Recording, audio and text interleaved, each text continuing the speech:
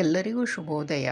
ಕಬ್ಬಿಣದಂಥ ನಮ್ಮ ಶರೀರ ಅಂದರೆ ಕೈ, ಕಾಲು, ಬೆನ್ನು ಎಲ್ಲ ಕಬ್ಬಿಣ ಹಾಗೆ ಗಟ್ಟಿಯಾಗಿ ಇರಬೇಕಂದ್ರೆ ಈ ಮನೆಮದ್ದನ್ನು ನಾವು ಮಾಡಿಕೊಂಡು ಡೈಲಿ 1 ಚಮಚ ತಿಂತಾ ಬಂದುಬಿಟ್ರೆ ಸಾಯುವವರೆಗೂ ನಮಗೆ ಮೊಣಕಾಲು ನೋವಾಗಲಿ, ಕೈ ಕಾಲುಗಳು ನೋವು, ಸೆಳೆತ, ಬೆನ್ನು ನೋವು ಬರುವುದೇ ಇಲ್ಲ. ಡೈಲಿ ತಿಂತಾ ಇರಬೇಕು. ಆಸ್ಪತ್ರೆಗೆ ಹೋಗೋದು, ಬೆನ್ನು ಬಂದಾಗ ತೊಗೊಳೋದು, ಮಾತ್ರೆ ಮತ್ತೆ ಬಿಡೋದು, ಮತ್ತೆ ಬರುತ್ತೆ ಅಲ್ವಾ. ಸೊ ಇದು 100 ವರ್ಷದ ಹಿಂದಿನಿಂದ ನಮ್ಮ ಪೂರ್ವಜರು ಈ ಮನೆಮದ್ದನ್ನು ಯಾವಾಗಲೂ ನೋಡಿ. ಪೂರ್ವಜರು ಬೆಣ್ಣೆ, ಹಾಲು, ಮೊಸರು ಎಲ್ಲ ಸೊಪ್ಪು ತರಕಾರಿಗಳನ್ನು ತಿಂತಾಯಿದ್ರು. ಅದಕ್ಕೆ ಅವರು ಕಬ್ಬಿಣದ ಹಾಗೆ ಗಟ್ಟಿಯಾಗಿದ್ದರು ಅಲ್ವಾ. ಬರೀ 4 ವಸ್ತು ಇದನ್ನು ನೀವು ಯೂಸ್ ಮಾಡಿಕೊಂಡು ನಿಮ್ಮ ಡೈಲಿ ಲೈಫ್ನಲ್ಲಿ 1 ಸ್ಪೂನು ಮಾಡಿಕೊಂಡು ತಿಂತಾ ಬನ್ನಿ. ಕಣ್ಣಿನ ದೃಷ್ಟಿ ಇವಾಗ ನೋಡಿ, ಚಿಕ್ಕ ಚಿಕ್ಕ ಮಕ್ಕಳಿಗೂ ಚಸ್ಮಾ ಬರ್ತಾ ಇದೆ, ಸ್ಪೆಕ್ಸ್ ಗೊತ್ತಲ್ವಾ. ಎಲ್ರಿಗೂ ಕಣ್ಣಿನ ದೃಷ್ಟಿ ತುಂಬ ಕ್ಷೀಣಿಸ್ತಾ ಹೋಗ್ತಾ ಇದೆ. ಯಾಕೆ ಅಂದರೆ ನಮ್ಮ ಫುಡ್ನಲ್ಲಿ ನಮಗೆ ಬೇಕಾಗಿರುವ ಶರೀರಕ್ಕೆ ಮಲ್ಟಿವಿಟಮಿನ್ಸ್, ಪ್ರೋಟೀನ್ಸ್, ವಿಟಮಿನ್ಸ್ ಸಿಗ್ತಾ ಇಲ್ಲ ಅಂತ. ಅದಕ್ಕೆ ಬಡವರ ಬಾದಾಮಿ ಅಂತಲೇ ಫೇಮಸ್ಸು, ನಿಮ್ಗೆ ಗೊತ್ತು, ಶೇಂಗಾ. ಆಮೇಲೆ ಇದು ಅಂಟು ಯಾವಾಗಲೂ ನೀವು ಈ ಬೇವಿನ ಅಂಟಂತಾರಲ್ವ, ಅದನ್ನು ತಗೊಳ್ಳಿ. ತುಂಬ ಒಳ್ಳೆಯದು ಅದು ಶರೀರಕ್ಕೆ. ಸೊ ಈ 4 ವಸ್ತುಗಳನ್ನು ಯೂಸ್ ಮಾಡಿಕೊಂಡು ಡೈಲಿ ನೀವು 1 ಸ್ಪೂನ್ ತಿಂತಾ ಬನ್ನಿ. ನೋಡಿ, ನೀವೇ ಹೇಳ್ತೀರಾ, ಬೆನ್ನು ನೋವು ಬರುವುದೇ ಇಲ್ಲ, ಕೈ ಕಾಲು ಮೊಣಕಾಲು ನೋವುಗಳು ಯಾವುದು ಬರುವುದಿಲ್ಲ. ಸೊ ಅದನ್ನು ಹೇಗೆ ಮಾಡ್ಕೋಬೇಕು ಅದನ್ನೆಲ್ಲ ನಾನು ನಿಮಗೆ 1 ಬೈ 1 ಹೇಳ್ತಾ ಹೋಗ್ತೀನಿ. ಸೊ ಅದೇ ಥರ ನೀವು ಕೂಡ ಮಾಡಿ ನೋಡಿ. ನಮಗೆ ಬೇಕಾಗಿರುವ ಇಂಗ್ರೀಡಿಯೆಂಟ್ಸ್ ಅಂದರೆ ಮಖಾನ, ಬೆಲ್ಲ, ಲಡ್ಡು ಮಾಡ್ಕೋಬೇಕಂದ್ರೆ ಬೆಲ್ಲ ಬೇಕು. ಅಂಟು, ಬೇವಿನ ಅಂಟು ತುಂಬ ಒಳ್ಳೆಯದು, ಬೇವಿನ ಅಂಟು ತಗೊಳ್ಳಿ, ಅಂಗಡಿಯಲ್ಲಿನೂ ಸಿಗುತ್ತೆ. ಎಳ್ಳು, 4ನೇದು ಶೇಂಗಾ. ಸೊ ಬೆಲ್ಲ ಯಾಕೆ ಅಂತಂದರೆ ಲಡ್ಡು ಥರ ಮಾಡಿ ನಾವು ತಿಂಗಳಾನ್ಗಟ್ಟಲೆ ಇಟ್ಕೊಂಡು ತಿನ್ನಬೇಕು ಅಂತಂದರೆ ಬೆಲ್ಲ ಯೂಸ್ ಮಾಡಿ. ಆಮೇಲೆ ಡಯಾಬಿಟಿಸ್ ಇದ್ದವರು ಬೆಲ್ಲ ಬೇಡ.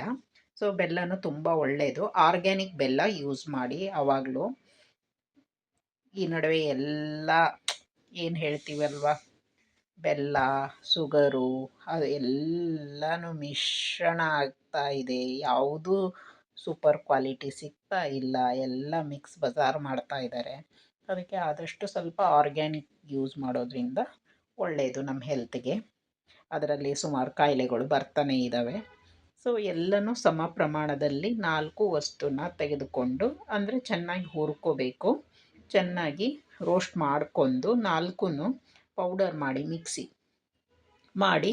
ಮಿಕ್ಸ್ ಮಾಡಿಬಿಟ್ಟು ಗಾಜಿನ ಜಾರದಲ್ಲಿ ಶೇಖರಣೆ ಮಾಡಿ ಇಟ್ಕೊಂಡು ಎವ್ರಿ ಡೇ ಮಾರ್ನಿಂಗು ಬ್ರೇಕ್ಫಾಸ್ಟ್ಗಿಂತ ಮುಂಚೆ ಇದು ನಾವು 1 ಸ್ಪೂನನ್ನು ತಿನ್ಬೋದು. ಪೌಡರು ನಮ್ಗೆ ತಿನ್ನೋಕ್ಕಾಗಲ್ಲ ಅಂದರೆ ಹಾಲಿನಲ್ಲಿ ಹಾಕಿಕೊಂಡು ಹಾಲಿನ ಜೊತೆ ಕುಡಿಬೋದು. ಹಾಲಿನ ಜೊತೆ ಕುಡಿದ್ರೂ ಕೂಡ ಗೊತ್ತಲ್ವ, ಹಾಲಿನಲ್ಲಿ ಕ್ಯಾಲ್ಸಿಯಂ ಅಂಶ ಇರುತ್ತೆ, ನಮಗೆ ದೇಹಕ್ಕೆ ಒಳ್ಳೆಯದು. ಪ್ರತಿಯೊಂದೂ ಈ ಪುರಾತನ ಕಾಲದಲ್ಲಿ ಏನಂದರೆ ಅಜ್ಜಿ ತಾತಂದಿರು ಎಲ್ಲರೂ ಅವಾಗ ಎಷ್ಟು ಗಟ್ಟಿ ಇದ್ದರು ಅಂದರೆ, ಯಾಕಂತಂದರೆ ಅವರೆಲ್ಲ ಹಸಿ ತರಕಾರಿಗಳನ್ನ ತಿಂತಾಯಿದ್ರು, ಫ್ರೆಶ್ ಆಗಿ ಮಾಡಿ ಊಟ ಮಾಡ್ತಾಯಿದ್ರು, ಪ್ರತಿಯೊಂದನ್ನು ಯೂಸ್ ಮಾಡ್ತಾಯಿದ್ರು, ಮನೆ ಮದ್ದು ಯೂಸ್ ಮಾಡ್ತಾಯಿದ್ರು. ಯಾವಾಗಲೂ ಕೆಮಿಕಲ್ಲು ಈ ಟ್ಯಾಬ್ಲೆಟ್ಸ್ಗಳಾಗಲಿ ಔಷಧಿಗೆ ಅವರು ಜಾಸ್ತಿ ತೊಗೊಳ್ತಾ ಇರಲಿಲ್ಲ, ಗೊತ್ತಲ್ವಾ.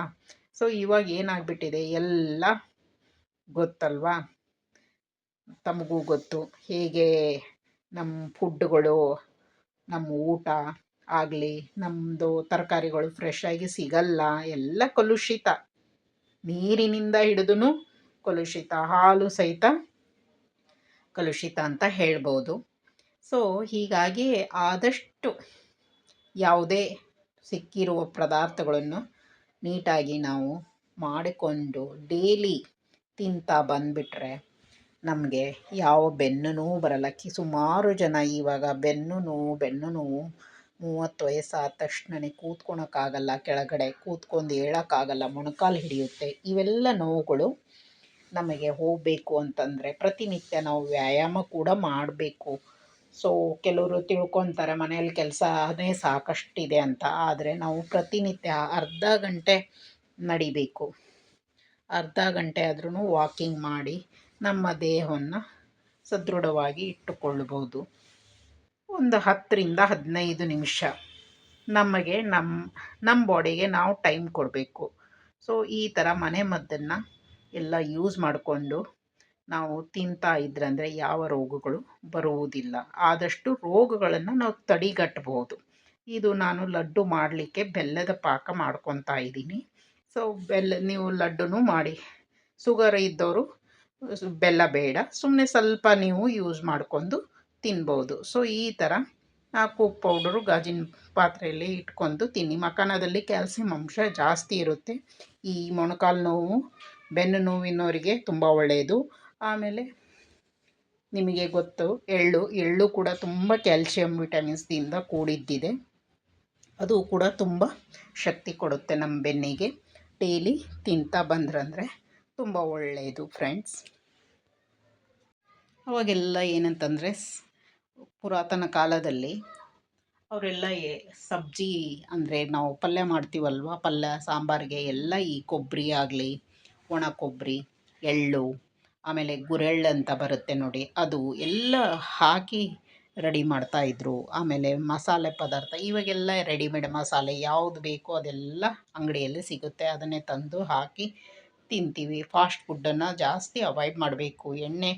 ಏಜ್ ಆದ ಮೇಲೆ ಸ್ವಲ್ಪ ಎಣ್ಣೆ ಅಂಶಗಳನ್ನು ನಾವು ಕಡಿಮೆ ಮಾಡ್ತಾ ಬಂದ್ರಂದರೆ ತುಂಬಾ ಒಳ್ಳೆಯದು. ಈ ಥರ ಮಾಡಿಕೊಂಡು ಒಂದು ತಿಂಗಳಾನುಗಟ್ಲೆ ಇಟ್ಕೋಬೋದು. ಲಡ್ಡು ಥರ ಮಾಡಿ ಮಕ್ಳಿಗೂ ಕೊಡಿ. ಎಲ್ರಿಗೂ, ಎಲ್ಲ ವಯಸ್ಸಿನವ್ರಿಗೂ ಇದು ತುಂಬಾ ಒಳ್ಳೆಯದು. ಸೊ ಇದೇ ಥರ ನಾವು ಮಾಡಿ, ನನಗೂ ಕೂಡ ತುಂಬ ಬೆನ್ನು ಇತ್ತು. ಸೊ ಇದನ್ನು ಮಾಡ್ಕೊಂಡು ತಿಂತಾ ಬರ್ತಾ ಇದ್ದೀನಿ. ಇವಾಗ 3-4 ವರ್ಷದಿಂದ ಕಡಿಮೆ ಆಗಿದೆ.